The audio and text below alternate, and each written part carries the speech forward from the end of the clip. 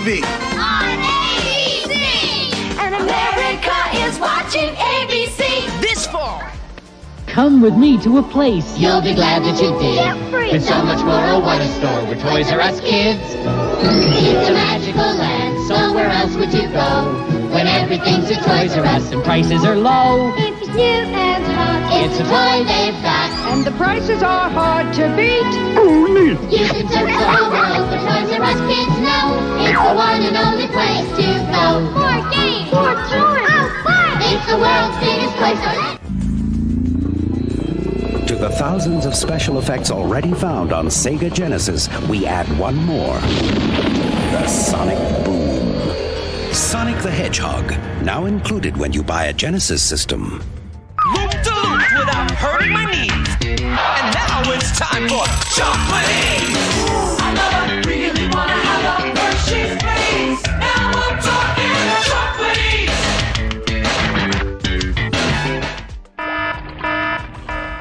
When the slime geyser erupts, it's time for news you can use from Nick. Monday morning. Yeah, date 9/9/1991. It's a day to fill your brain at school and get moronic after school. Moronic, that is, with more Looney Tunes than you can shake a stick at. Whatever that means. Actually, it means 5 hours of Bugs, Daffy, Porky, Yosemite Sam, and the rest of them after school today. Is Snake Mountain ready to take on He-Man? Anytime! Snake Mountain, Battle Armor, He-Man, and Skeletor each sold separately. You put the mountain together. Batteries not included. Is your serpent ready to strike? Yes! Come, He-Man. Come to Snake Mountain. If you dare! Snake Mountain with Echo Microphone, new from the Masters of the Universe collection. Action figures each sold separately. From Mattel. And you'll be with Bo Jackson, Wayne Gretzky, and Michael Jordan, the Pro Stars. Bo knows cartoon. Be with movie superstar Macaulay Culkin as Wish Kid, Yogi Bear and his all-new Yo Yogi cartoons, and the coolest cats in a litter box from beyond. Saturday mornings this fall, if you want to be with the best cartoons, just say, I want to be on NBC. It seems Wendell has eaten Cinnamon Toast Crunch supplies everywhere. Except here, the Cinnamon Toast Crunch Warehouse. Irresistible! Hurry! I gotta have that blast of cinnamon and sugar. You just can't resist Cinnamon Toast Crunch, can you? The crunchy part of this complete breakfast. See, Wendell? There's enough for everybody. Even me. Go. I know a boy, his name is Zach. He loves to fit, he loves to stack. Yes, construction is his knack. He's Zach, the Lego maniac. He builds in the window, he's off the wall. He builds them big, he builds them small. In Lego land, he'll rock and roll. He's Lego wild, out of control. Zach, he's a Lego maniac. Zach, Zach. Legoland, King's Castle, Airport, Cosmic Fleet Voyager, sold separately from Legos. Introducing the next generation from Nintendo. New Super Mario World. Created especially for the Super Nintendo Entertainment System. It's a bit more exciting, a bit more challenging, a bit more graphic, a bit more colorful, a bit more realistic, a bit more levels, a bit more secrets, a bit more enemies, a bit more friends, a bit more sound, a bit hotter, a bit cooler, a bit weird, a bit more revolutionary, a bit more Mario, a bit more of what you want. It's 16-bit, and it's yours only if you get new Super Nintendo. Now you're playing with power, superpower. I'm Hulk Hogan, star of Suburban Commando. This year, when Nick takes over your school, I'll be leading the pack. Stay tuned for more details only on Nickelodeon. Half human, half animal.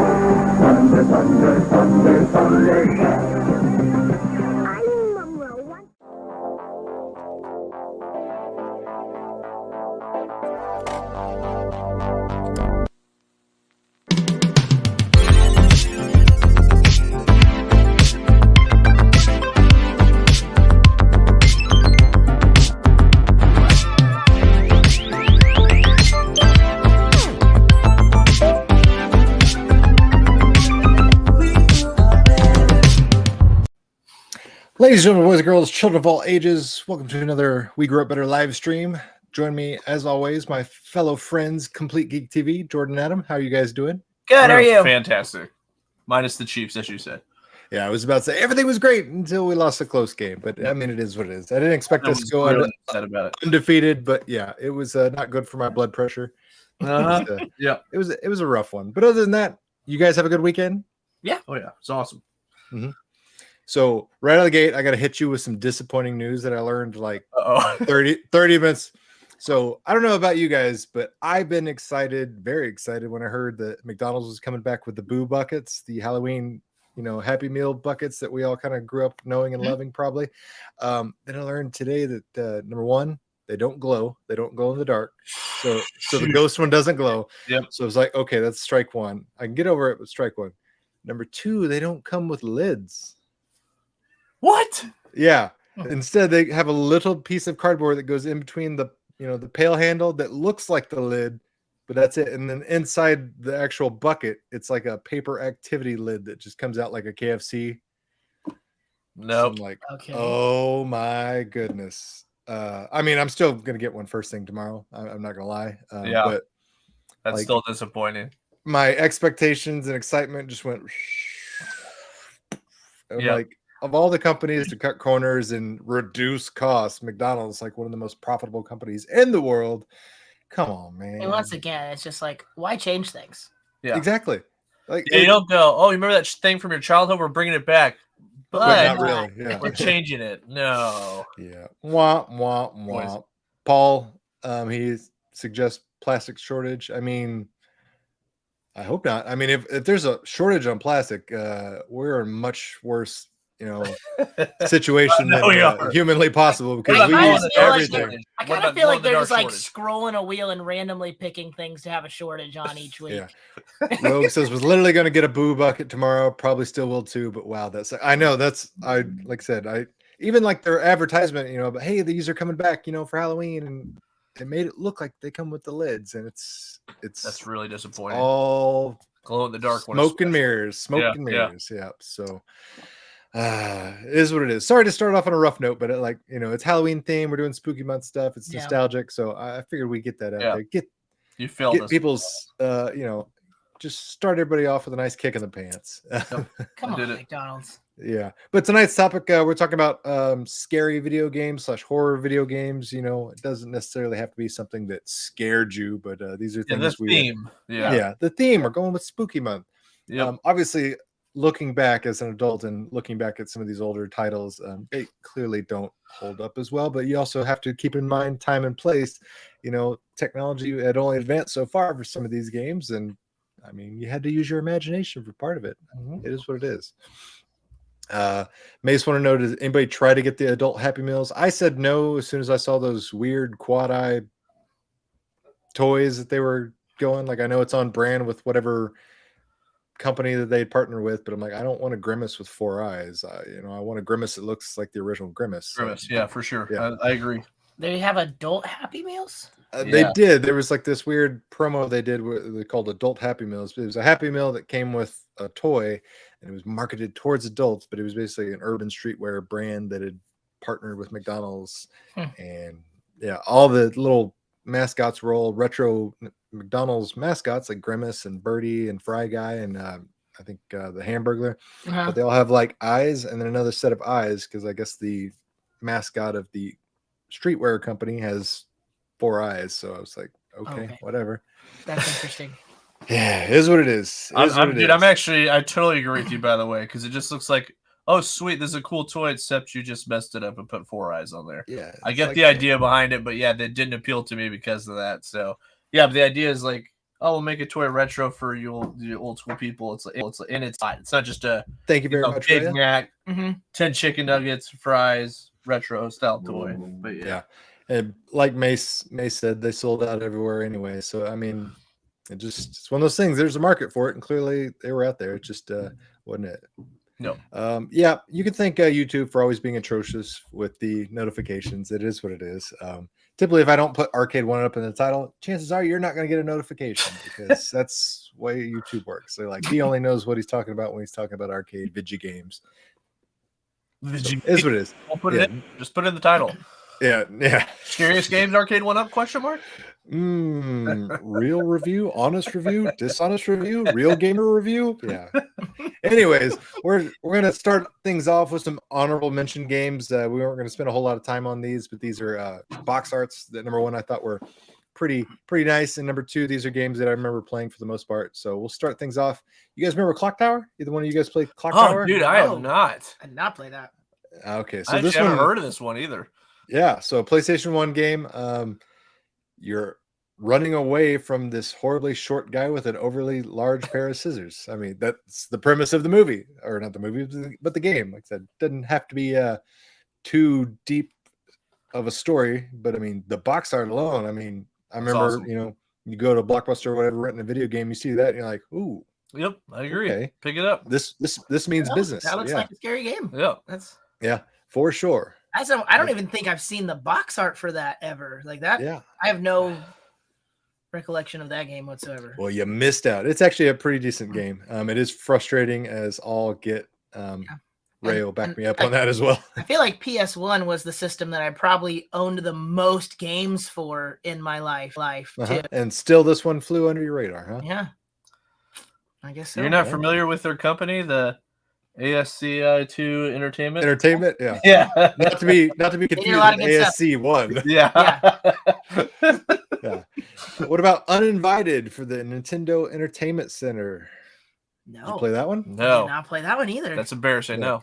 You got a Shakespearean-esque skeleton guy. I mean, awesome box art. That is awesome. Okay, I didn't really notice that. Yeah. You didn't notice the frilly collar? Yes. So don't forget about the hair that's still left over there on the side there. He's got some nice golden locks back there. Yeah, he does. So great box art. What about Sega's Immortal? It was actually a Nintendo game as well, but I mean, you're starting off with a bunch I've never heard of. I kind of figured that. That's why I picked these. These are the lesser known titles. Kimco goes that far back. Lawnmower Man was an honorable mention as well. What about Monster Party? I did play the Lawnmower Man game all the time. I loved that one. Yeah. So Monster Party art. Yeah, I was about to say the box art, harkens back to the classic Universal monsters, even though I don't think it had the Universal. No, okay. Yeah, I was supposed to say, I don't think it had the official Universal Monsters, seal of approval / licensing. So it was one of those things like, this isn't Dracula. There's just somebody who looks exactly like him. This isn't the creature from the Black Lagoon. Yeah, they didn't want to get sued. It's the Shinnin. And then Atari 5200 Gremlins. Everybody loves Gremlins. There was a Atari 2600 Gremlins game, and it's pretty terrible. It's 5200 was a little bit better, had a little more graphical power. Mike Wheeler, honorable mention, Ski Free for PC. That dang Yeti gave me anxiety. I played the crap out of that in my typing class in school. Monster Party had a creepy vibe, strange background sprites. Yeah, it's a nice side-scrolling platformer. So if you like those type of games, you'll enjoy it. What about Fester's Quest? You guys remember seeing this one or at least playing it? Yep, I have it. It's a good one. Nope. It is a good one. Somehow I forgot that on my list, but it's a good one. Great box art. Great box art. Yep. I totally agree, Ray. We do need a Gremlins game reboot as well as a movie reboot or a sequel. Just more Gremlins, period. I'll take that. Yeah, like Gremlins Uncle 2 and NES Fester? was Is pretty this good. what this? Yeah, Uncle Fester. Yep. So Addams Family. So you got the Addams Family Mansion there Okay. in the background, hiding back there, and then you got Uncle Fester with his Hey, can you try to fake that face for us real quick? stroke face. You might want to work on that. Oh, good stuff. Yeah. Tilting T says he played the crap out of Fester. I mean, it's a good one. I enjoyed it. Like I said, you have to run around looking like Uncle Fester. Clock Tower was just a reskin Home Alone for Sega. I mean, you're not too far off. Okay. Adam says we will be seeing a movie reboot soon for Gremlins, and I think you're correct. I've heard all sorts of rumors and rumblings about that. Really? Yeah, I love Gremlins. Okay. Yeah, they did a Mountain Dew commercial, I think, for like 2 years ago for the Super Bowl, and supposedly that kind of like reinvigorated people and got them talking and said, "Hey, let's maybe do something about this." Friday the 13th. Probably everybody's played this, but in my opinion, it's a weird disappointment. Mainly due to the fact destroy that Jason if you can. LJN. Anytime you see that logo, it's almost always a disappointment. It's a roll of the dice, and usually not good. Yeah. Oh, what scares me about Fester was the difficulty. Yeah, those Nintendo hard games, they didn't get easier over the year. Yeah. But yeah, Friday the 13th, it had great box art, and that's about it. That's as far as I could compliment that game. LJN games are scary enough. Exactly. I mean, it's just the poor playing games, plain and simple. Splatterhouse 3. So this one has some awesome box art. Yeah, it does. Is that the Predator? Yeah. I was about to say, the thing about our a hero from Splatterhouse is he looks different in every box art / every incarnation of the game. Like, for the longest time as a child, I didn't understand that he wasn't Jason Voorhees, because he looked exactly like Jason Voorhees. He had the hockey mask, he had the same kind of like janitor jumpsuit. It just screamed Jason Voorhees to me, but no, lo and behold, he wasn't Jason Voorhees. So, and not to mention, he usually picked up machetes randomly on the ground for weapons, so it all tied together pretty well. It's one of those things. Again, it's like, hey, we're not ripping off somebody else's established franchise, but we totally are. Wink, wink, I know exactly. Oh, yeah. Splatterhouse 1 womb level was the scariest. Lots of gore. I remember this MA13. Ooh man, that. I was actually going to point out. I was like, I don't think I've ever seen MA13. Like, usually it had like the E7, T, E or for return. everyone, or T, or the Y7, or I think maybe Y7 is for television. Yeah. You can thank Lieberman for that. We'll mention that later. I just realized, you got the guy who's wearing basically the Predator mask with a smile, but then you also have what looks to be, with just a different head shape, the dog from Ghostbusters. Yeah. Oh, yeah. They just basically colored him differently and took off his ears. It's no longer the we're not ripping these off. Splatterhouse was what Friday the 13th should have been. I totally agree. Absolutely. What about D? Do you guys remember seeing this one? Oh, it was on PlayStation as well. Yep. Adam was just talking about this one earlier. No, D2 is what you're thinking of, but D2? yeah, D's a good one. Yeah. But either way, this is another one of those images on the box art where I was like, "Yep, I'm gonna pick this up. I'm gonna rent it. I need this."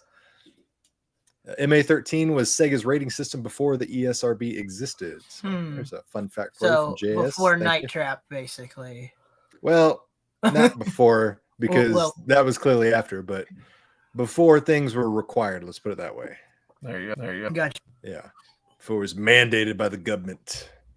Which And last but that not whole story is least, great. Gremlins 2, the new batch from Sunsoft.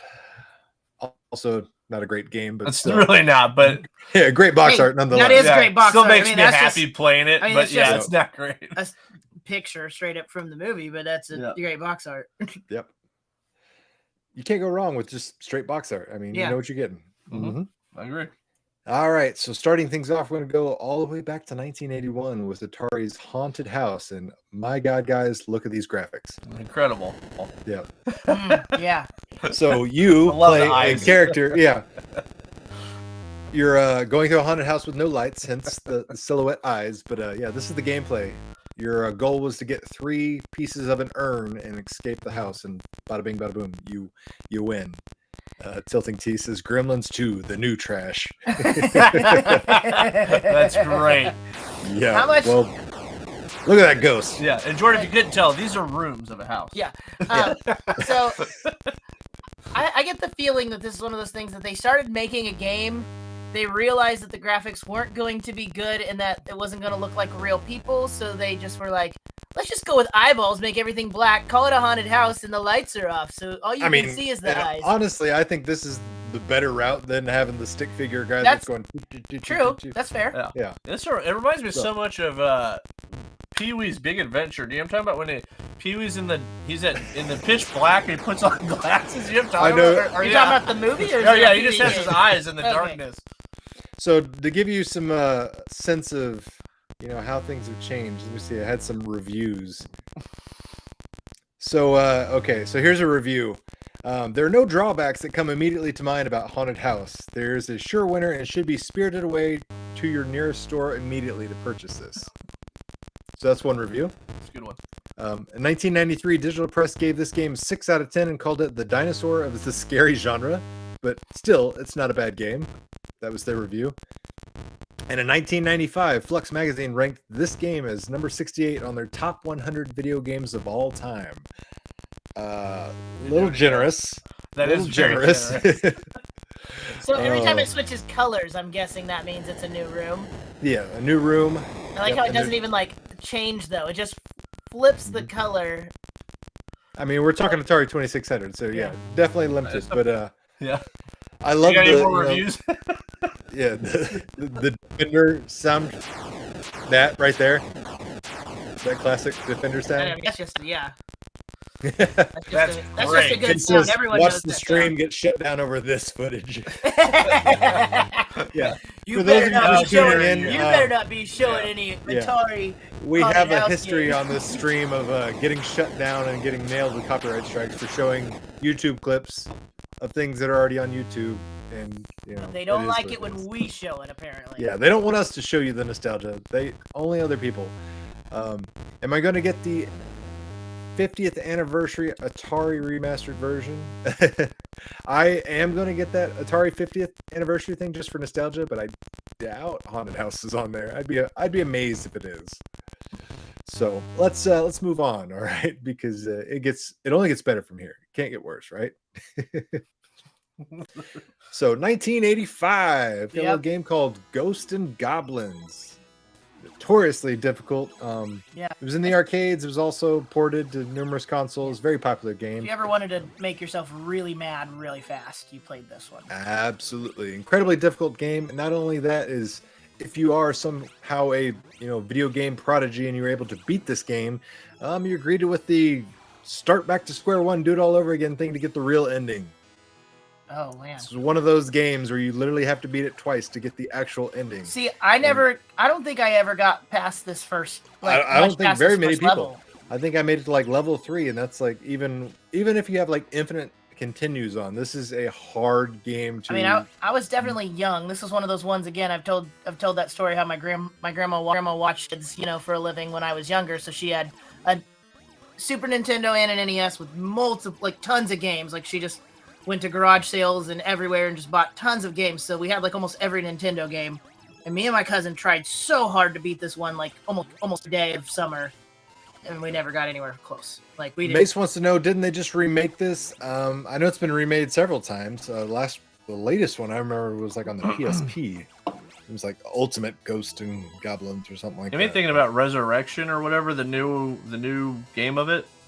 I don't think it's a remake. I think it's like a new one. Brand in new the series. Yeah. Yep. Whatever playthrough you found, they're doing it. They're good. I was about to say, there's people out there that can do it. I've never met one though. It is a great game though. I mean, I know it's hard. It is. Yeah. Like, the opening music and everything. It's super fun. But yeah, I mean, yeah, you got to get all the way there at the end of the castle, and like I said, you beat it and you do it all over again. Phantom says the remake is excellent. So there you go. Those NES controllers took a beating on this one. I think For I even sure. remember this level. Tore This up is the as far corners as of I've my hand. gotten, is this level. Yeah, I was about to say, yeah, it was like level Yep. level 2, level 3. I mean, just relentless game as far as its difficulty. So, oh man, it is what it is. But that was 1985's Ghosts and Goblins. And then shortly after that, we have another great NES classic / also arcade classic, the original Castlevania. Also has amazing music. Yes, it did. One of Adam's favorites ever, right? Oh, I love the franchise. Yep. I mean, it's very repetitive as far as the early days gameplay with those NES versions and even the SNES version, but like I'm all for it. Like side-scrolling platformers, it's a recipe for success. You don't have to jazz it up too much. It just works for me. I couldn't tell you half the items I was picking up as a kid. I was just like, smash, smash, smash, Yep. pick it up. What does this do? Smash, smash, smash, pick it up. I'm like, why am I throwing crosses? I don't understand it. Wait, is this a boomerang? Yeah, exactly. I'm like, what is this? I don't understand. Are these jaguars? Are these leopards? Is this a dog? Is this a werewolf? Like, I'm not sure what kind of animal this is. Majin, good call. Gamers. Symphony of the Night is incredible. Yep. Pliskin says, always fun to play. One of my favorites when I was a kid. We would shut the lights off when this game was on. There you go. I mean, you play this again, modern times, turn the lights off. You get that eerie October feeling going on. Nice fall breeze. I mean, you're feeling good. Sets the mood for sure. Why is there meat hidden in the wall? I mean, inquiring minds do want to know. That's a good point. And how does it That's a real stay? good point. And how does it stay so fresh? Wait, is this a full turkey? Yeah. Sometimes I mean, you just gotta the whip same the thing meat like out of the Final wall. Fight. You know? Why is there a full turkey inside this oil barrel? You know, That's it's just true. You think video Simon game would logic. smell it and be like, yeah. And why is this turkey Oh. larger than the oil barrel is? It's a good one. Also, why are there purple grandmas running around in night? Yeah. Then we get the giant bat hanging up there. Oh, I got the Roman numeral 2. What does that do? Doug, did you ever see one of these when you were a kid in one of the old school red box? Oh yeah, the tent, yep, the red tent. Yep. The red tent. I've walked up and played a couple of those. Most of them that I had either had Excitebike going or this. Anytime I came across a red, Dude, Excitebike on there tent. was also a treat. Usually I'd find Why those is- at Pizza Hut. Yeah. Why is the Grim Reaper taking orders from a vampire? I mean, That's fair. I guess because the vampire He wants cheated it. death. Yeah.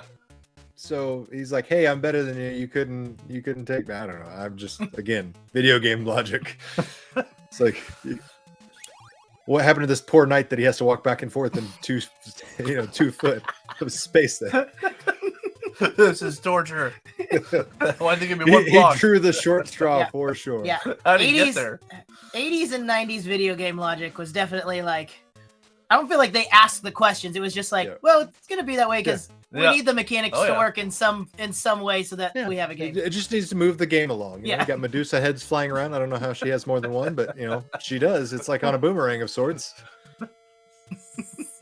Endless supply of heads for Medusa there. Oh. Tilting T says, I got Castlevania on my Konami arcade cabinet. That's fitting. Konami game. Perfect. All right. And then next up, we've got 1987's Maniac Mansion. You guys Nice, remember good this one? choice, dude. I forgot about this. Yeah. I actually have it. Totally forgot to put it on there. Very first Lucasfilm game ever, if I do recall. I think you're right. Just the name of it and sounds interesting. Yeah. I haven't played this. What is this? So think of it like a point and click choose your own adventure. I'm sold already. Yeah. I love so- games like that. Yep. Came out in 1987. The goal is to progress through the mansion. Dude, I have to say, the art style is incredible for its time. Yeah. I did Absolutely. this. Like I said, I mean, Homeboy's skin matches the wallpaper, which is a little rough, but I mean, I understand. You're limited on your color palette. You are. But I mean, we already had more greens and blues and stuff outside. You could have gone. Yeah. You could have picked one more color. I feel like for that. Yeah. See, I mean, they stand out now. You know, the blue. Mad scientist. How long do we have to stay down here? Well, until this guy gets tired of pacing. And I love how they gave everybody like scraggly, spotty hair there, like he's part of the hair club for men, and he's got the Jay Leno butt chin that just goes on for days. And he misses his hamster. He just said. Yep. Great game. Yeah, this looks fun. Now I have to check this one out. Like I said, it is. Yeah. It's worth it. It's on I think Steam nowadays, so you could So I can play it on my Steam Deck. Hey Sandy, could you turn the music down? First of all, Sandy's Sandy wearing in a nothing but bra? yeah, I was about to say Sandy's in a either bra or bikini top, so maybe leave Sandy where she's being. Is this Sandy's facing the other way? Sandy, turn off the music for crying out loud. This guy, see, look at that. Oh, don't mind me, just turning off the music. Oh, Now, I'm how sorry, lazy Dave. is I he? couldn't He's hear right you. next to the radio. Sandy's got to walk over there. Read the room. Check it out some window. in Yeah, her Sandy, bra. I know you're busy standing there in your bra and everything, but can you come over here and turn the radio off that I'm standing 1 foot away from? I was just giving a tour to all these future game players. Want to come? Yeah. Well, sex sells. Dave knows how to sell a video game. And he's like, let me just get the scantily clad female, give him a tour. I love their walk into this game. Yeah. Well, her legs, disappear into the floor. It's because- almost like Dumb and Dumber running at an Same incredible color. rate arms right there. Yeah. Yeah, no, now you just see his mouth and eyes. Hidden But here's the inside thing: like door. you choose like how to play, push, pull, give, open, close. That's You a had to lot of figure out options, the too. right. Yeah, it is a lot of options. It was Yeah. especially for back then. So it became rather difficult to figure stuff. Oh, look I at love that. it. Just let me turn on this lamp that illuminates the entire bottom floor. There are more than 450 objects you can interact with. So 1987's Maniac Mansion. It's a good choice. Yeah, that looks like a fun game. Robo, what is up? Greetings. Welcome to the stream. And then, not to be outdone, 1988, the sequel to Ghouls and Ghosts. Or excuse me, Ghosts and Goblins. Ghouls and Ghosts. I always did get them crisscrossed as far as the names when I was a kid, because I'm like, it's too similar. Too many G's, too many N's. But look at that. You get to get turned into a friggin' duck. What more do you want? And it's like, what do you guys want out of this sequel? Well, we can do better, think bigger. Arthur turns into a duck. Is this a remaster, or is this how it looked? Because no, it's a sequel. This is how it looks. So this looks great. Oh, dude, it is. It's fantastic. I don't know if they had the advancement of newer technology. A couple more years had passed. Things that progressed technology-wise. Super Nintendo then? It was on Super Nintendo, but it's also in the arcades. So arcades first, Super Nintendo, Super Ghosts and Goblins is what it was called. But yeah, you got multiple armor sets, multiple weapons. The graphics are better. Like I said, you get turned into a duck for crying out loud. You get to run around in your underwear. I think he's got like polka dotted underwears, if I remember correctly, like red and white. Wait, did you not get like hit and Instant knocked death? into your underwear in the other one? You did, but I don't remember. I want to say it was like white boxers the whole time. I can't remember. Like I was gonna say I remember that about games. So maybe I sometimes get these. Like I said, confused? I get these two confused at times, just because they're very similar in their play structure and everything, and their naming. Obviously, I love how the vultures literally just disappear into a pile of feathers. But yeah, another great game that is also unabashedly stupid difficult. You know what it reminds me of is, did you ever play Hook for the Sega? Yeah. It's there's a lot of very similar gameplay to that. Yep. Hook's one of those odd titles that, like, the arcade version and the home console version are two very different things. Whereas a lot of things were direct ports. That one was like, hey, we just made a totally different game. I love Golden Axe and the Armor. Yes. One of the most memorable parts about this, plus the weapons. But yeah, I mean, look at these things. Like, I don't even know what that is. Is that an earthworm from hell? I think it's a finger. Like, no, well, dude, this is such a good game. It is a good game. But like, there's skeletons coming out of a plant pod, and then there's just like these inchworms from hell that have quite the reach on them. Isn't it funny at this time so period much in just the coming at you in 16-bit era? It's like when a game first makes it where you can attack up. This is incredible. Oh yeah, it's game Like, changing. that was But prior to yeah. that, you always had to like outweight it and just like time it. And, yeah. Wait a minute, I got attack patterns on 4 directions. Oh. Yes, totally agree, Kato. It is super difficult. Like I said, this is one of those things you can put on infinite lives and think you're going to be a-okay. Nope, it's still a crazy hard, difficult game to progress through, even if, infinite lives and infinite continues was an option for you. It's still pain in the ass to beat. Look at that. Superpower. That's awesome. So awesome. Using that magic touch. Just out of reach of the inchworm. Just out of reach. Let's not even talk about the infinite axes that he's throwing out of nowhere. Yeah, I mean, oversized pig with a horn coming out of its head, because why not? Awesome. Yeah, but whoever's playing this, they did a great job. Yeah, they're doing fantastic. Oh, Porky Pig. Maybe it's kind of like Forky Forrest Pig, I Hammer. should call He's him. throwing the axe and it's coming back. It's just coming back so fast you don't see it. Pixel art is absolutely incredible. I do agree. Double jump, also a great feature. Being able to aim up, what a game changer. Yes, sir. Look at that. And This you is can so he good. can double himself. Yeah. Now I'm trying to remember if I actually did play this one. This graphics look incredible. Like I feel like this looks like a retro-inspired game that could be made right now. Like, oh, there you go. Here's a good one. Rogue said the SNES Classic Rewind feature helped him beat that. Oh. So yeah, that's a good for this and like Mega Man titles where you accidentally like slip off a ledge. That's rewind feature it's a saving grace for sure. Doug, do you remember the game Cannon Spike on Dreamcast? I do. Yeah. Do you remember Arthur is a playable character in it? Yep. That's Indeed. awesome. A lot of people don't realize that. It's a great cameoed game. he's cameoed in quite a few games over the Yep. years. Yep. Good old Arthur. And the great thing about the Ghosts and Ghouls and Ghouls and Ghosts, always cracked me up was he's always, he's trying to rescue the princess, the age-old trope of video games. The princess's name was Prin, Prin, Prin. Yeah, Prin. Yeah. Really, Princess Prin. yeah, scraping the bottom of the barrel there with the names. All right, next up we got 1988's Splatterhouse. We referenced it earlier when we were talking about the Splatterhouse 3 box art, but again, like I said, what child doesn't look at this and think, yeah, it's Jason Voorhees? Yep. I mean, 100%. Like, I don't know if there was ever a lawsuit, but surely somebody sent a sternly worded letter to somebody at some point, right? Or maybe not. Maybe they just didn't care at the time. Yeah, there's no way you would think they did something. I haven't looked into that, but the game itself at least is awesome. Yeah, I mean, I mean, as far as the stuff that's going on in the background and everything, like, hey, there's a decapitated thingamajig hanging here with, or not decapitated. He's hung, but he's missing limbs. Kind of and then you're alien fighting or these, something. yeah. Like, to put this out on, home consoles, it's kind of pretty edgy for its time.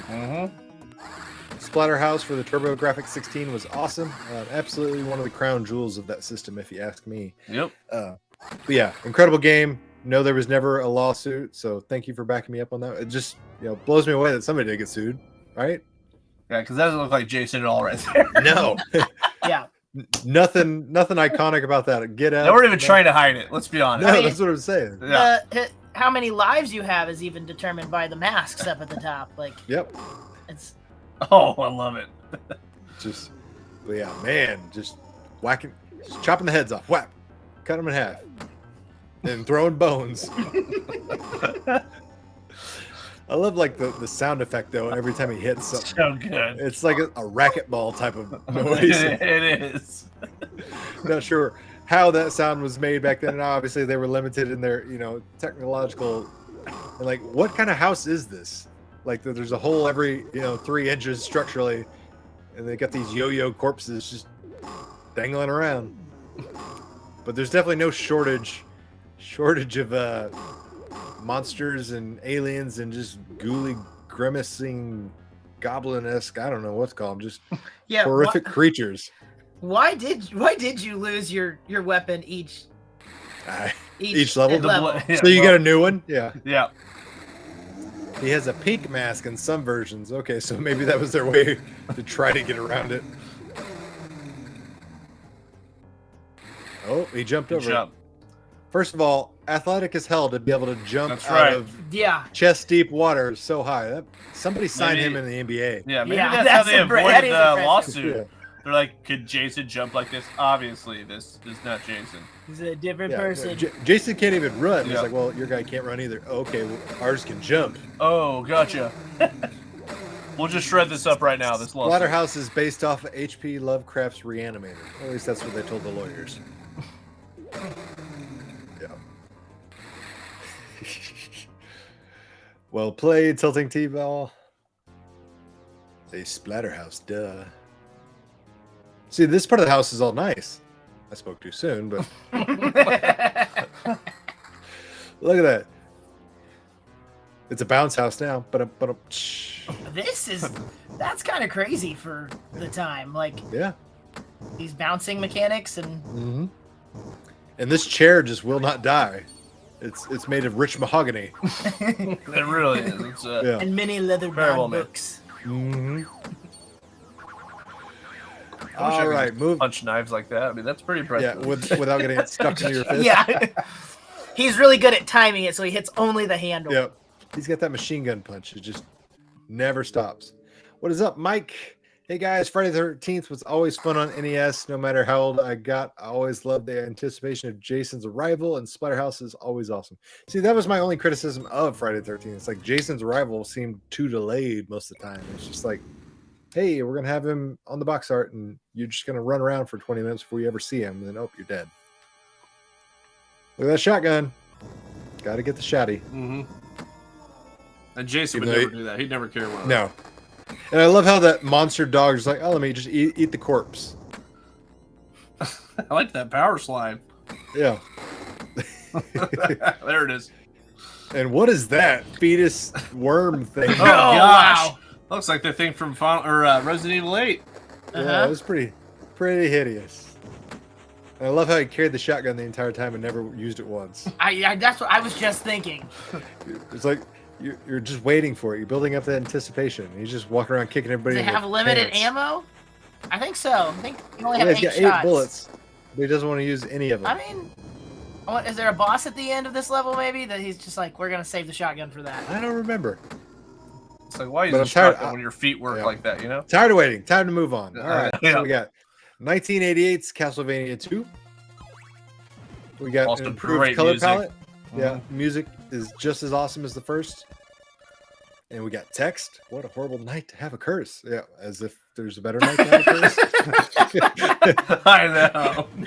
Again, video game logic and writing 101. It's like, yeah, just keep it simple. Why couldn't have been tomorrow night? Yep. It's a very, very different game from the first. I had things to do tonight. I ain't got time for a curse. I was supposed to go to dinner. Yeah. Oh, Paul, yeah, I absolutely love Luigi's Mansion. Didn't make the list just mainly because of the time frames, period, but yeah. Luigi's Mansion, lovely game series. The arcade, it's very big and flashy. That's rather modern. If you ever run into it at like a Dave and Buster's, I definitely recommend it. It's a fun shooter. Tilting T says always liked Castlevania 2 better than 1. Yeah, I can see that because it takes everything from number 1, turns it up to 11, which is what a good sequel should do. The music, though, man. I know, so good. Bloody tears. They Bloody did add tears. some like RPG elements to the 2nd one too. Yep, made it a little more robust as far as the gameplay and adventuring. Well, and it's more cute than scary regarding Luigi. Yeah, but I mean, like I said, we're not necessarily getting horrified by these games, but Yeah, I was talking to Adam before the stream tonight about Luigi's Mansion and didn't realize that it was in the 2000s. I figured we'd talk about it at some point tonight, but Adam was like, "No, that one was later than 90s," and I was like, "Really?" I felt like it was, but I guess not. All right, moving on. We got 1989's Nightmare on Elm Street. So this is again one of those games you're like, this was on Nintendo with the Nintendo seal of approval, because Nintendo is rather, known for being prude, so to speak, rather staunch and protective with their video games. But you definitely get to fight Freddy. You get all the creepy, crawly, ghouly things. It feels much more Nightmare on Elm Street faithful than the Friday the 13th game felt, in my opinion. I agree.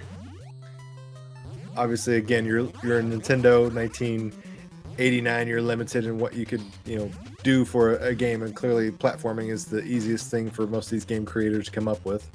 I'm trying to see, maybe fast forward to a boss battle. The hand. There we go. Yeah, there it is. The hand. The gauntlet glove. And I love how Homeboy can do the contra roll. I know, it's true. Another person that's got mad hops. This guy can jump 10 foot in the air. And flip 3 times from one jump. Yep. Yeah. And he can go backwards while he's already going forwards mid-jump. Yeah. Because, again, physics, what are those? Yeah. But yeah, definitely better than Friday the 13th. Tilting T agrees with me. Look at that key. My God. You got the exact same bats from Castlevania there. They just I can't remember though too. Is this like kind of more based off of the Dream Warriors movie? I think so. That sounds right to me. It's been a long time since I've explained this. Thank you. Pretty sure, if I remember correctly. So of course, if the guy wants to have some contra flips, I mean, he's got them. Yeah. Yeah. Why not? It's his dream. I was gonna say if it's his dream, Yeah. why not? Yeah. There we go. We got Freddy's Snakehead now. Doop doop doop doop doop. Creepy music. Let's see if we can get one more boss battle. Yeah, now we have a floating mystery hand. Oh, it's just These boss battles they're intense, aren't they? Here's a hand on a chain, here's a head on a chain, now here's a floating hand. In your dreams, you can do anything. Remember the magician kid from Nightmare 4? Okay, there you go. Look at that kick. Is he a ninja now? Oh yeah. Yeah. Why And not? he's covered in ketchup / blood. Yeah, he's Good kicks he's right no there. longer Ninja a stars? forward. Yeah, he's throwing ninja stars. He's doing ninja kicks, double dragon style. You know, he's a jack of all trades.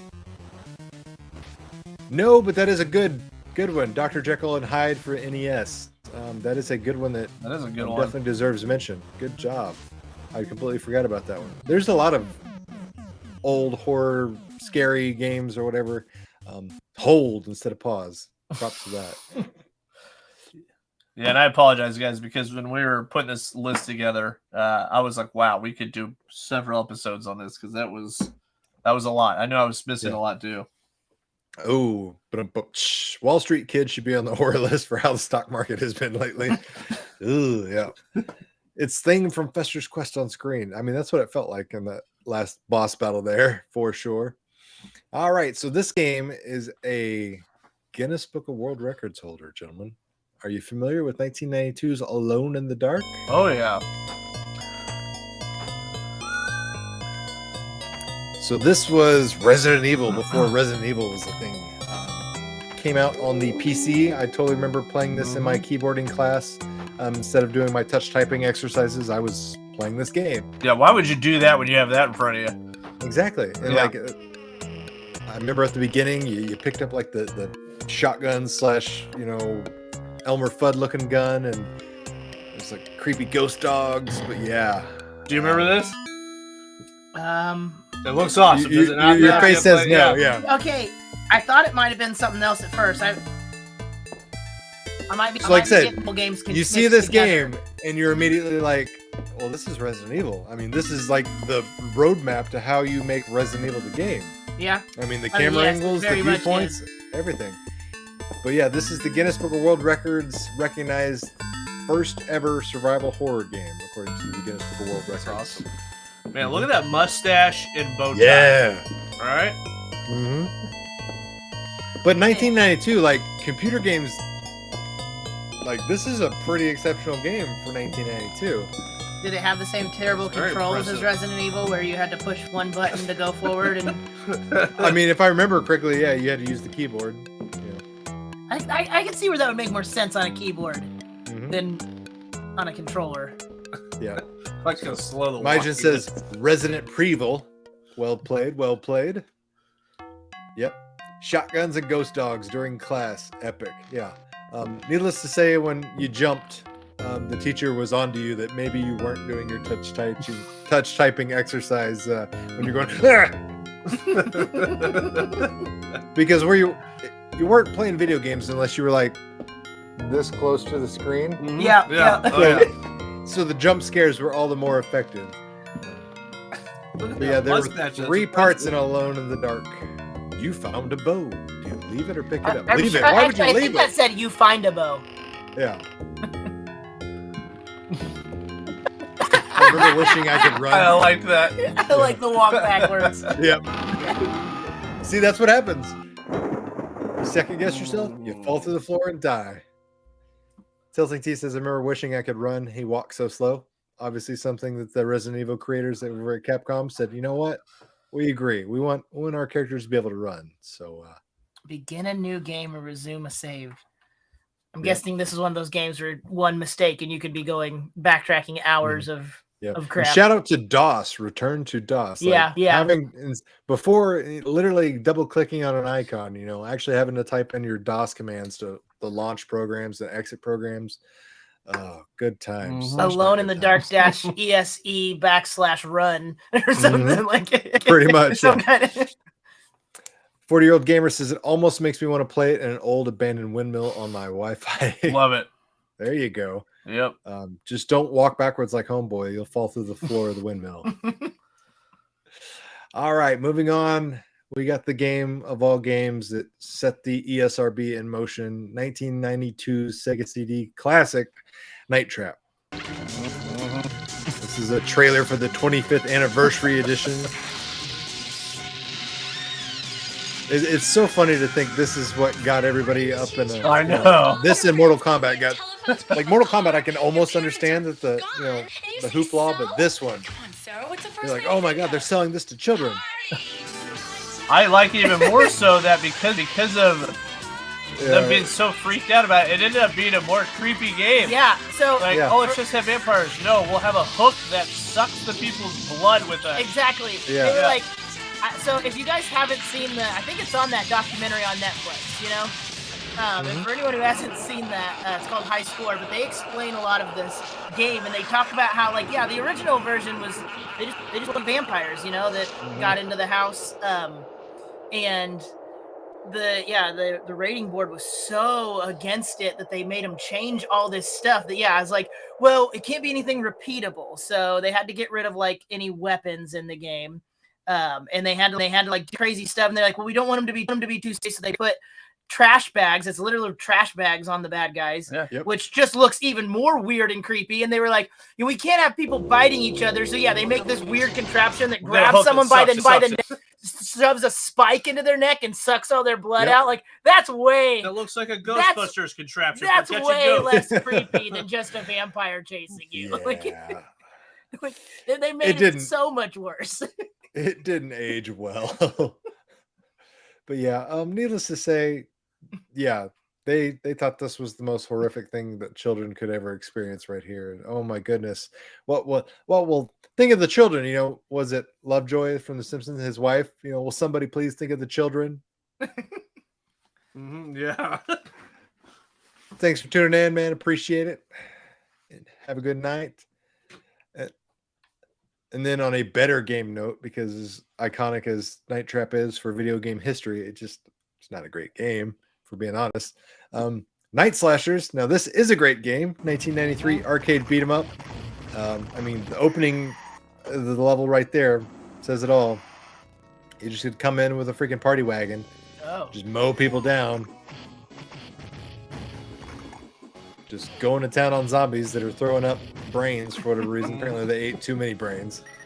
And that classic Capcom, hey, look, there's a turkey in the oil barrel, or a bar of gold, and all these other random things that are placed throughout the level. Makes me think a little of, is it Alien Sword? Is that what it's called? Yeah, very close. Right? Yeah. Yep. Mike says Night Trap was a game I could always enjoy for an hour once a year. Same with Corpse Killer. Neither game aged well. Yep.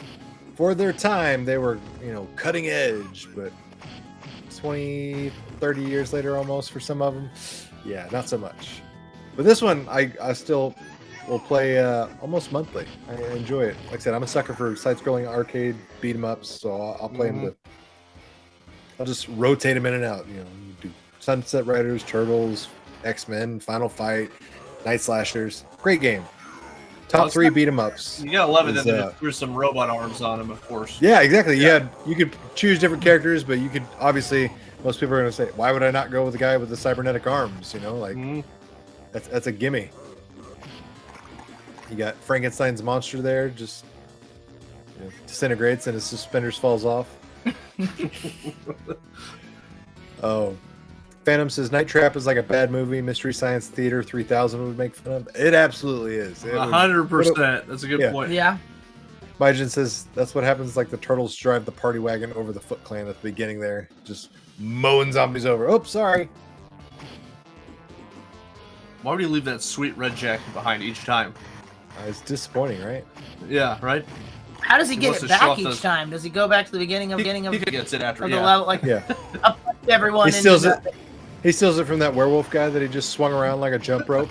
I love this. Man, some good beat 'em ups. Yep. Homeboy just caught on fire because why not? Oh, this guy's just prancing and dancing. Look at that. That's creepy. Oh. You got old man with his weird Pinocchio. The boy that lives. Yeah, he's too happy right now. Yeah, he's was that a random ham on the ground? Yeah. Full on. Was Honey this game ham, ever ported? if I'm No, correct. not to my knowledge. Arcade only, as far as I am aware of. I know it's one of the built-in games on the At Games Legends, but I don't think it ever had a console port for SNES or Sega. And if it did, probably overseas, because I never saw it. Highly recommend it. Gonna go play Super Ghouls and Ghosts. Good choice. Have fun. When you die in 45 seconds. Don't worry. Happens to the best of us. In keeping with the zombie theme, we got the iconic 1996 arcade classic, House of the Dead. Some of the worst cheesy dialogue of all time. I don't want to die. Man, put a ton of quarters in this. Recently, last year, / was it this year? Or early this year? When did the remake come out? HD remake. Not that long ago, was it? I can't remember. 6 months, maybe? Maybe it's even less than that. Okay, yeah, okay. So yeah, still 2022. Yeah. I couldn't remember if it was like at the end of 2021, but no.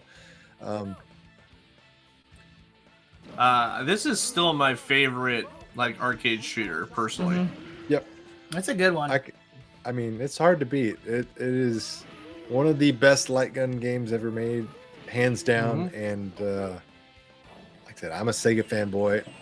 People like hit on the old Sega boxy graphics of like that early to mid 90s era with the Nintendo 64 polygons and the Sega's M2 hardware. I love it, honestly. Like it doesn't bother me, the blocky bodies and all that stuff. Like Final Fantasy 7, those about as blocky as it gets for the PlayStation 1. For whatever reason, I've got a soft spot in my heart for those kind of horrible graphics. Same thing, dude. I will say so. I had some people over probably a year ago to just play Typing of the Dead. If you guys have not played that, I don't know why it's hilarious Edward to Norton? just use a keyboard and type out a word or sentence and it shoots them. And your characters, instead of running around the gun, have that keyboard contraption on their.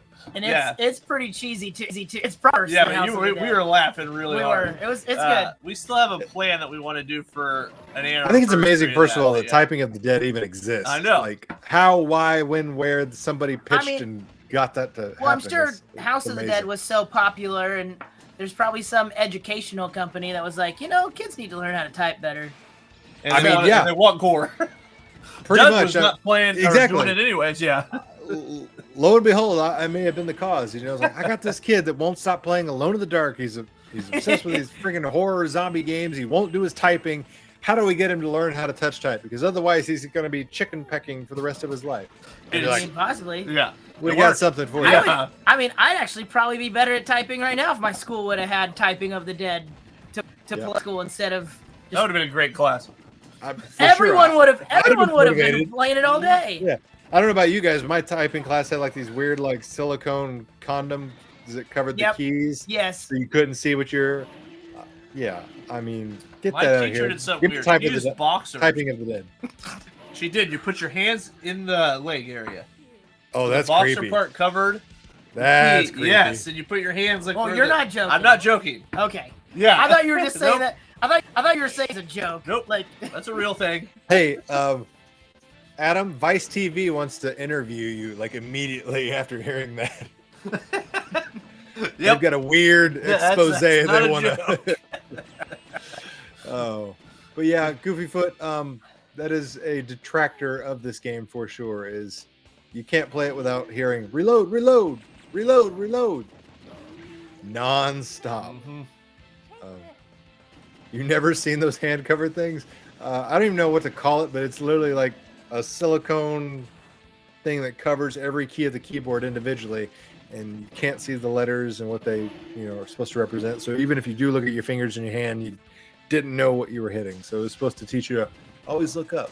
I remember. You don't want to do it when you use boxers. There were some keyboards at our school that had those on there, but they were see-through, so you could still see the thing. But after a while, they just got so dirty, you couldn't see anymore. So use boxers. I think the point was to keep the keyboards clean, but all it did was just make it real obvious that it was dirty because you could see every speck of nastiness all over that thing. Mike says he held off from buying the House of the Dead remake because he was hopeful that they were going to add quality gun sport. I think you can use the Sin and Light gun with the Steam version of it. I think that's about as good as it gets. Obviously, the Switch not made to do the light gun thing. It works well enough with the remake, I thought, but it's still nothing beats the point and shoot of holding a gun in your hand and pointing at the screen. If one day II Arcade could secure this on their cabinet, that would be phenomenal. Like if they actually made a House of the Dead like arcade cabinet with the guns now, that would be sweet. Not saying it'll ever happen, but that would be amazing. It'd be great. I'm all for it. House of the Dead, easy to pair with other House of the Dead games or Zombie Revenge, which we'll talk about later. It's just a slam dunk. Another honorable mention, Nightmare Creatures 2. Good one. Oh, yeah. The Switch added touchscreen. That's something. I didn't know they added the touchscreen. But yeah, you want to talk about getting grubby fingerprints everywhere. You just...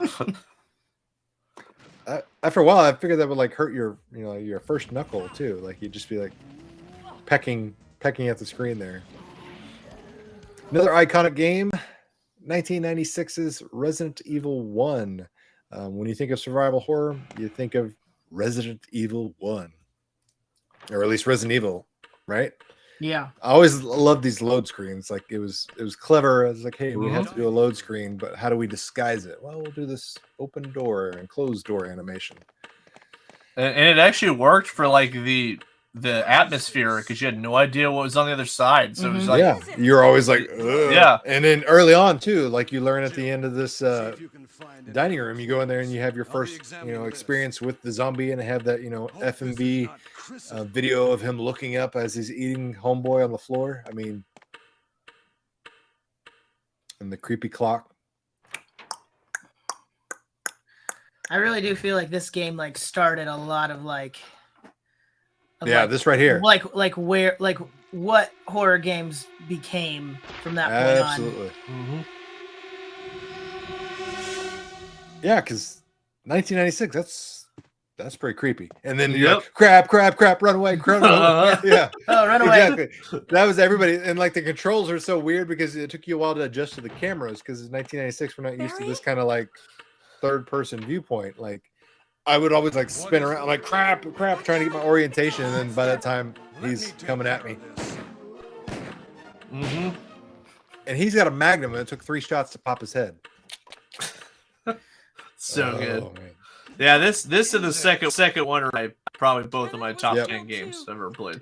Retro Coop says I still prefer PS1 Resident Evil more than the remake. I can totally see that. Early Resident Evil games were the first games that truly put me on edge. I absolutely agree. Especially the DS version of the portable. Oh, okay. Especially the Resident Evil DS version for portable perfection. I don't think I ever played the DS version. Wesker! The open door loading screen was such a great idea. I absolutely agree. I was telling Jordan and Adam last week when we were talking about topics for this week's episode. So I had Resident Evil on a Sega Saturn because I had a Sega Saturn before I got a PlayStation 1. So that was my first experience with Resident Evil 1.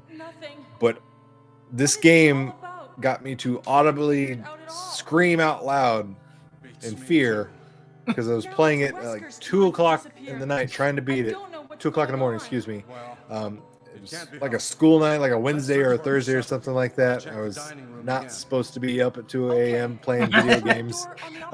So obviously the lights are all out. I'm trying to be like sneaky, playing in the living room, trying to be quiet. I got the volume turned up just enough to where I can hear it or whatever. And towards the end of the game, like you go through this part of the mansion / basement, I can't remember. But like part of it's flooded and you're like in waist chest deep water and you're just going around. And for a while up until that point, you've been relatively unmessed with, unmolested, no zombies, no creatures jumping out. So you had this sense of, okay, I'm safe, all right, which is great writing, great game building for the creators to do that. And then out of nowhere, an effing shark jumps out of the water, bites me in half and kills me. Bada bing, you died. Blood. I screamed, jump scare, like, oh my God. Mom and Dad wake up pissed as hell because number one, I woke them up in the middle of the night. Number two, they're pissed as hell because I'm sitting there playing the video game and making noise when it's a school night. I'm supposed to be up for the bus at like 4 hours. So I got my ass chewed, got the video game console taken away for like a week or 2 or something like that. I think that was like my punishment. But yeah, love this game to death. The dogs jumping through the windows, the freaking tarantulas, just all the creepy crawly things. Everything about this game is, to this day, perfection. Lizard creatures. Mm-hmm. It's the scare with history and getting the items and trying to manage. Yeah, that right there, the freaking dog jumping out of there. Because you aren't ready. You're at the end of the hall, and then boom. And these things don't like nothing ever dies in one shot. Yeah. No. You No, always, I like, know. popping Resident Evil's like, well, and then half the time it doesn't even die after you think it died. Yeah. Like I said, Yeah. they do such a good job with that false sense of security where you're like, okay, I'm safe. Yeah, I'm safe. Fantastic game. Yep. Like, I mean, to this day, even the newer Resident Evils, it's like you'll shoot something and blow it clean off, and like next time you walk past it in the hallway, and it pops. It's still, yeah. and you're still like on edge walking by it. You're like, I know you shouldn't get up, but I don't trust that you won't because they do that. I've actually read the best thing to do in a Resident Evil game is shoot their legs, because if you can blow the legs off, then they can't run. Oh, Well, that's that's just just- on the original. Well, no, I'm Yeah, I was about to say. I was like, wait a minute. I was shoot, talking the about zombies the on the newer- legs. No, I was just talking let about the them, newer ones. Take a step back. Oh, okay, there we go. That makes yeah, more sense. Eternal Darkness is a good little outside the range, but it's a fantastic game. Goofyfoot says I had to have my younger brother have me in the room to play Resident Evil. No shame in that. Like I said, this is a limited typewriter ribbons. No kidding. Like the amount of that was another thing that brought the anxiety level and tension up in this game. Is like you're like, oh my god, I gotta make it to a save point. Gotta make it to a save point. Do I have a freaking typewriter ribbon? Oh my god, the freaking ceiling's coming in. It's like just it's locked. No worries. Let me just casually. Oh, it's locked too. No. Don't worry.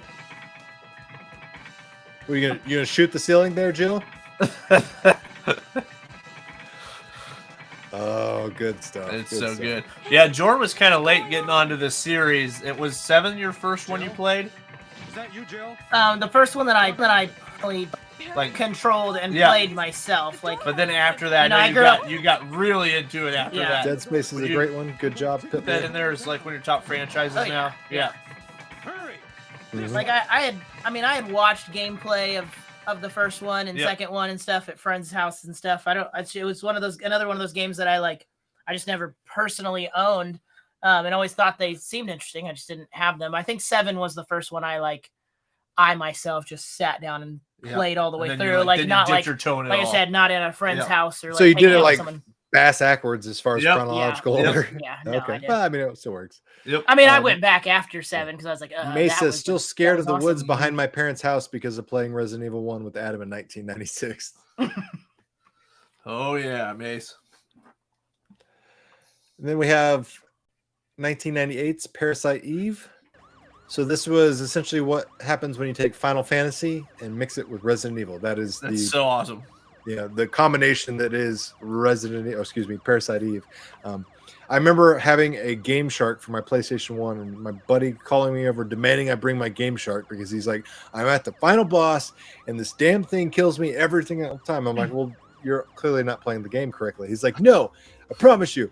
He's like, it hits me with 9,999 hit power damage on one hit and I'm dead instantly. It's bull crap. I'm like, that can't be true.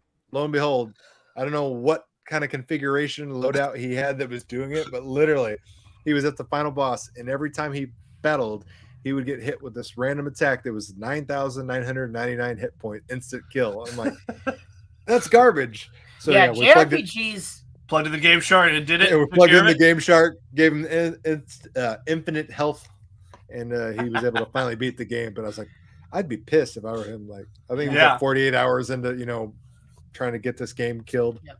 JRPGs really especially in the 90s, had a problem with that of like, oh, now you're just suddenly gonna die. Thanks for stopping by, Rogue. Appreciate it. Pitbull says for the Dreamcast carrier was Resident Evil on a ship. What? I don't know. That one might need a little more explanation there because that one I'm lost on that one. Oh, carrier. I'm not sure. I guess talking about the game Carrier. I'm not really sure. I'm not familiar with that one on Dreamcast. Yeah. Tilting T, Devil May Cry was great. Not sure when it came out. Was it PlayStation 2? PS1. Or was it? Okay. Yeah. Let's say I was thinking of a PS2 title, but yeah, that's a great one. Great franchise that has only gotten better. Dead Island, another great. I Need Infinite Health for Symphony of the Night. That is a hard one. Mm-hmm. trying to get to hopefully where she skips along here. Show a battle because, like I said, this is Resident Evil meets Final Fantasy. Devil May Cry was a PS2, I guess. I thought the first was on PS1. That makes sense because, yeah, that'd be hard to. There's a lot going on. Yeah, I was supposed to say graphically. That's why I was like, I thought PS2 is where things started. But yeah, if you're a fan of RPGs and you're a fan of, survival horror, then Parasite Eve, great franchise. I have not played Parasite Eve, but I've always wanted to. This is game one that's been on my list. Great, wanting to play for a long time. Dreamcast did have Code Veronica, great game. Yep. Guys, how do we let the Dreamcast fail? Okay. How did we failed as a society. We failed did. as a society. We really did. Plain and simple. Oh, here we go. Just don't mind me, just casually walking by this worm snake thing. Oh, but there's two of them. Of course there are. But yeah, this is what your combat structure look like. So I was gonna say, it will different, kind of.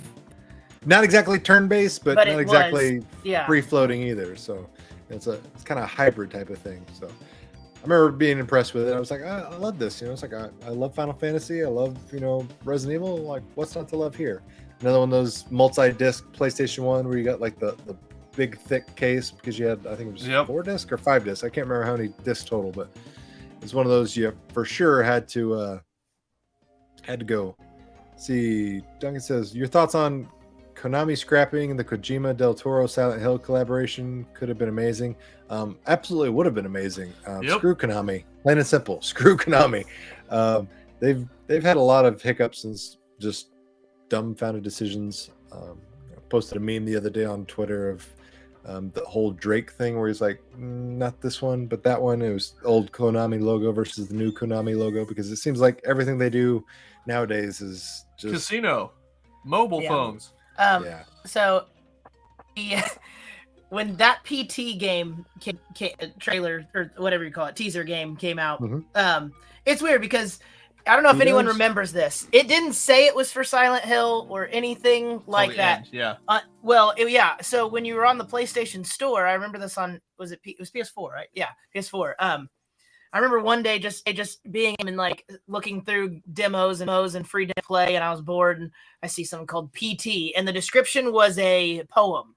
It did not say anything about the game. The description for the game was just a poem, and I was like, "What is this?" I was like, "Yeah, I'll download That's it." Right up my alley. Don't know why I downloaded it. I was just like poetry. I was sold. Like, okay, whatever. We'll try this, and it's like. I mean, it's like 3 a.m, and I'm just sitting there playing it. And at the time, I was my wife Haley. We were just dating at the time, and I'm playing it, and it's like 3 a.m, and it starts getting creepier and creepier. If you haven't played it, I mean, you just through these halls that loop, and just every time you walk through, it's more sketchy. And I remember pausing the game and calling her and being like, "Hey, so I know you like scary movies, and this game is freaky." And I was like, so I paused it, and I was thinking maybe we should. I need a lifeline, babe. I was like, I think maybe we should just play it together. And so she came over the next night, and we're playing it, and I had her actually play it. And when the thing jumped out, he screamed and threw the controller at my TV, and started crying. Did she get it? Yeah, and she starts. Get away crying. from me, Satan! Yeah. She starts crying. He goes, "I don't want to play anymore. I don't want to play the game anymore. I just don't want to play this one." We did this for a wing challenge. Yeah, we did do that. Yeah, we played this game for a wing challenge. We had to eat a hot wing every loop. Yeah. Carolina Reaper. But yeah, Carolina Reaper. It wasn't just a hot wing. Let's torture ourselves. The dark hallway, and you just slightly see this crazy. Paul says, and they lived happily ever after. Yes. Yeah. Nothing brings people closer together than shared trauma. That's true. What's up, P-Dubs? Yeah. All right. And then we have the amazing follow-up to the original Resident Evil, 1998's Resident Evil 2. I always remember the intro. Like, yes. It's like Resident Evil 2. So good. But just like other sequels we've talked about in this show so far, takes everything we loved about the first one, turns it up to 11, improves upon it. So, love this game. Love it to death. Instead of a mansion, you got the police station as well as parts of Raccoon City. So it was a nice similar transition. It was old meets new, new meets old. A little bit of what you're already used to. Same kind of save system, same kind of structure of what you're carrying, weapons, all that kind of stuff. Now, Still got to find puzzles and solve riddles and all that type of thing. Before anyone screams at me, I'm not saying this to say that this original was bad, because this is an incredible game. But I would like to say that the remake of this game is, in my opinion, it's one of my favorite new next gen games. Like, oh, they did a phenomenal job in the last the last 10 years. And they did it. Sure. Like, it is. They did a good job on the Resident Evil 3 remake, but yeah, the Resident Evil 2 remake is one of those things. Like, I didn't know I needed it until I saw it. And I was like, all right. I didn't. I'm like, how much better could they really make it? I enjoyed Lo and 3, behold. but not as much as 2. I feel like 2 is incredible. 2 just has a better story and better characters. Yeah. Plain and simple, hands down. Like, Leon Kennedy obviously kind of became the figurehead that is the Resident Evil franchise. Like, the classic boy band 90s haircut. Yep, it's true. Oh yeah, the special edition of Village is coming out. That's at the end of this month. Oh yeah, that sounds right. Yeah. Which is really interesting because they're adding a third person mode. Perspective, which I was about to say, which needs to. Best Resident Evil. Yep, remake and number 4. Number 4 is awesome. Takes things to another area of the world. I love that. You just got to chew for one there. I know. You're gonna love that. Pop. It was making me think of this earlier, but there's something 28. so satisfying about a Resident Evil game where, I mean, you'll be so stressed out. I mean, because all this stuff going, trying to conserve ammo, make your space, and then you find a safe spot, and it has this like beautiful music, and you're just like, you feel the game is just release. Yeah, like I said, it does a good job of building up the tension. Release, release. Oh, this library. I know, dude. Yep. I feel you had to know that was coming, Leon. You ran over there by the place that dude. already had a broken rail and the sketchy boards. A lot of these puzzles, man, I remember them being tricky to figure out on your own because you could get the accompanying strategy guide and stuff like that, but not all of them, were just like, oh, that's all you have to, plain and simple. Like, you had to remember stuff from 8 rooms down that you saw 20 minutes ago. You're like, oh, that's associated with this. Okay. You spent a lot of time roaming these halls and trying to figure stuff out. Let's not forget about Mr. X in Resident Evil 2. Yep. That'll do Getting it. your head chainsawed off in 4. Man, I crap my pants. Tis the season to play it, Catskill. Yep. Tis the season. So if you're going to play it, tonight would be a great night for it. I mean, we got 2 weeks till Halloween? Exactly, yeah. You could beat it in 2 weeks. It's enough time, a little bit each night. You got time for it. Yeah. And making the list in 1999, one of my absolute favorite games ever, Zombie Revenge.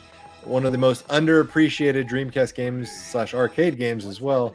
I don't know how many reviews I've made about emulation devices where I play this game and I get numerous comments on the YouTube, but it's like, what is this game? I don't think very many people are aware of it.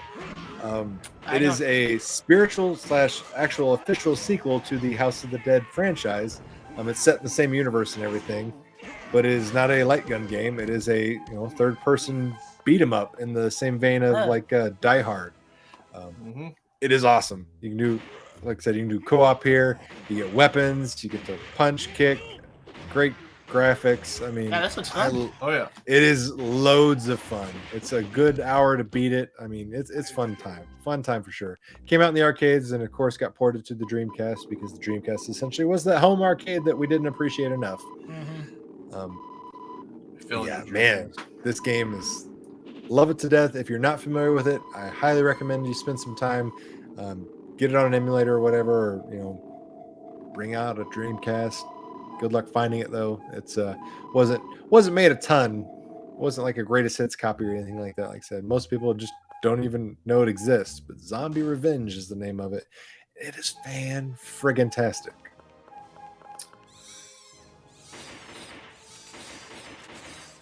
Look at this. Yeah, I know. This look how well this game holds up too. I mean, that's what I'm saying. Like to this day, yeah. Seems like a so great this came out in game 1999. Play with some friends, get some pizza. Oh, for sure.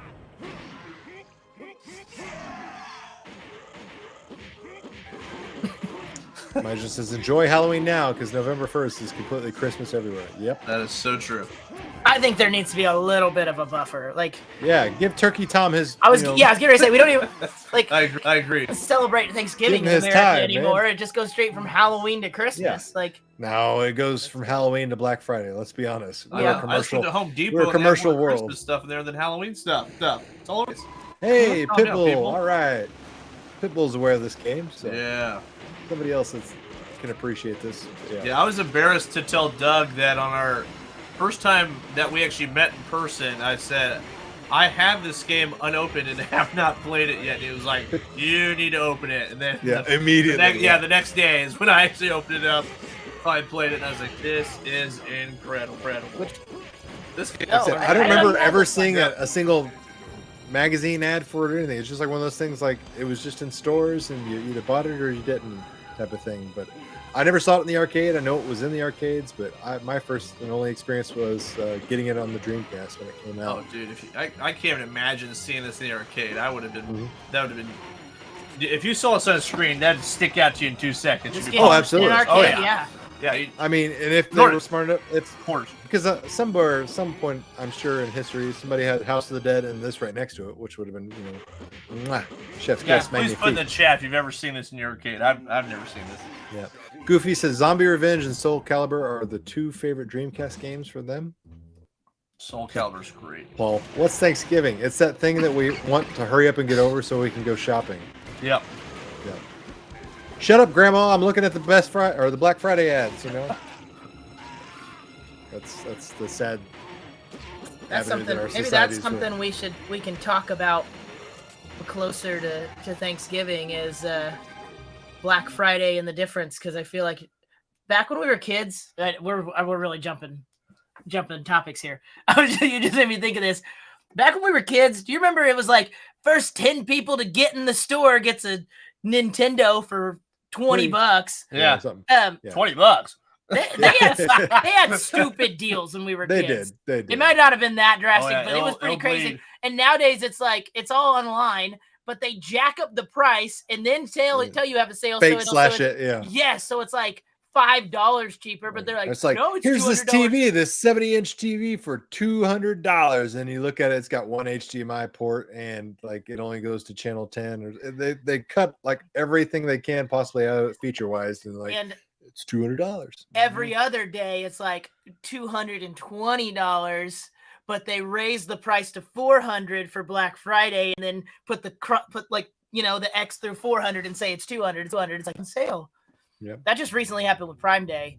There's a SSD I was looking at that is, I think was like $200 originally. And on Prime Day, it was like, it's on sale for $200. And I was like, wait a second. This right here, one of the creepiest things ever. 1999 Silent Hill. I don't even know what these I things think were. it's well known as one of the scariest. Yeah. It's really good. These sloth children with knives. Like, I don't even know what they were supposed to be, but like the vignetting lighting, because you can barely see. You're going through these creepy places like a school. Look at that, just stomp to the brain. Mm-hmm. And Silent Hill 2. By the way, guys, good mentions here. Ill Bleed and what did they? Yeah, Hunter of the Reckoning. Those are all games that still hold up. Mm-hmm. Pitbull said Nightmare Creatures, which is also one of my go-tos. Another good box art on Yep. that one as well. Yep.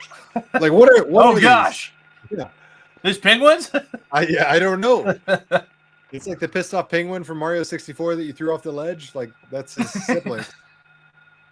I said I don't know what these. It's got a knife, dude. That's sketchy. Okay. They like walk and waddle like ET. They look like a sloth, and they're carrying carving knives. Like, God, everything about these things. It really makes me wonder where they were going with the Silent Hills or Silent Hill 5, whatever they were. Because in PT, there's a part where the bathroom opens and one of those creatures, even smaller, is like in the sink. Yeah. It's like. Yeah. And this like you'd be running thinking, hey, there's nothing up the hallway, and then like bada bing, they're literally like on top of you because you could never see because of the distance. Mm-hmm. Uh-huh. This is one of those games you turn up the brightness and gamma as high as you can. Yeah. and a true horror trope is like the bad guy / villain, they don't ever like run after you. It's more scary if they slowly. So true. So these little, I don't know what do you want to call these things, but these little sloth baby children from hell.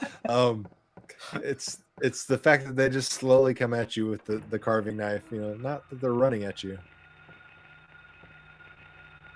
I don't like this classroom. No. And I love that, like, you can hit them twice in the head with a lead pipe and they're just like, come at me, bro. But yeah, brutal, mature gameplay. I remember like getting the demo on this on like a PlayStation Monthly magazine and getting to play like the first, like, was it like 10 minutes or first level or something like that. If you didn't stomp on them, did they come back or something? You had to hit them enough times for them to die. Yep. So the stomp was like the extra, like, stay down. Like, yeah. 'Cause if you hit them twice and knock them down, they would slowly like Undertaker their ass up and come right back at you. And you're like, ah, dang it, I thought you were done. Yeah, I remember finding that out the hard way in the game. Like, you just hit it down because you're so used to. It's a nice actually escape from Resident Evil. Resident Evil trying to conserve ammo. And, like, so in your mindset, you're thinking, I don't want to hit too many times and mess up my weapon, maybe. And so I just remember I'd hit him down a bit. All right. And then I just remember it came back over. I was like, wait a second. Yeah, that was good. Wasn't good. I blame Silent Hill for me not wanting to have children for the longest time. I attribute it solely to, like, hey, if parent-teacher conferences are going to look like this, I don't want any part of it because these freaking little, devil children, no. You hit them in the head with a pipe, they still keep coming. Yeah, the butcher knife. Yeah, I don't want anything like that. Cat skills. Mom, I want to go to a different school. I know exactly. How was school today, sweetheart? Not good. Terrible. Don't recommend it. Gave me that. Good thing you put that pipe in my backpack. Yeah, never going back. Oh, don't worry. We're going to go to your grandfather's mansion out in the woods. Nothing bad will happen there. All right, ladies and gentlemen, boys and girls, that does it for our coverage of the creepy / horror / scariest video games, retro video games that we grew up playing. We mentioned some honorable mentions. You guys in chat had some great ones that we'd forgot, but appreciate you guys joining, talking spooky, scary movies. Hopefully this gives you some nostalgia, makes you go, I want to play that. I need to play that. I never played that. Something that way, you can spend some time this spooky season and have some classic retro gaming goodness, perfect for the October Halloween festivities. Paul says, I'm not going to be able to sleep tonight. Perfect. Mission accomplished. Mission accomplished. Hey, since you're not sleeping, fire up the game console. Just start getting those thumbs going. If you want something in theme but not scary, go play Costume Quest. Oh, there you go. Majin says Mortal Kombat horror game. I mean, you can throw it in there. I mean, it's a fighting game first, but yeah, I mean, you got grotesque brutality going through the entire franchise through and through. I mean, yeah, it's not something I'm playing on Easter Sunday, right before Mass or anything like that. So I guess, yeah, by that definition, it probably goes more online to the horror genre. But now for the nightmares. Good night, ghouls. Thank you, Adam. Appreciate you joining us. I don't know who said Illbleed, but that's actually a really, really great for those that don't know. That I feel like a lot of people don't know about. That was on the Dreamcast. Mm-hmm. Definitely check that out if you guys have not played. It's actually a pretty cool premise to it too. So that's a good one. All right, gentlemen, wrapping it up. Is there anything you want the viewers to see, know, or hear that you guys are doing in the works? Got anything cooking up? Anything you want to plug? We have so much cooked up that we don't even know where to begin. So there's just a lot of stuff. I hear you. I literally have off camera a pile of stuff that I'm in process or reviewing, shooting, recording, editing. Of course, everything takes 10 times longer now that I have a child that screams and just causes me all sorts of grief, but the joys of parenthood. But yeah, stuff's coming. You'll see new toys in the mail every single day, it seems like. So make sure you guys are subscribed if you haven't already from your good friends, Complete Geek TV. Appreciate you guys joining me every single week. And if there's a topic for you folks in the chat that you want to hear us talk about, let us know in the comments, whether it be now or anytime you're watching this video, assuming it doesn't get pulled down for copyright reasons. I would hope today wouldn't. Yeah. I don't feel like there was anything. But you never know. We'll be the judge. You never know. Yeah. But until next time, guys, appreciate everybody joining. Take care. See you next week. Thanks, guys. Yes. Donald's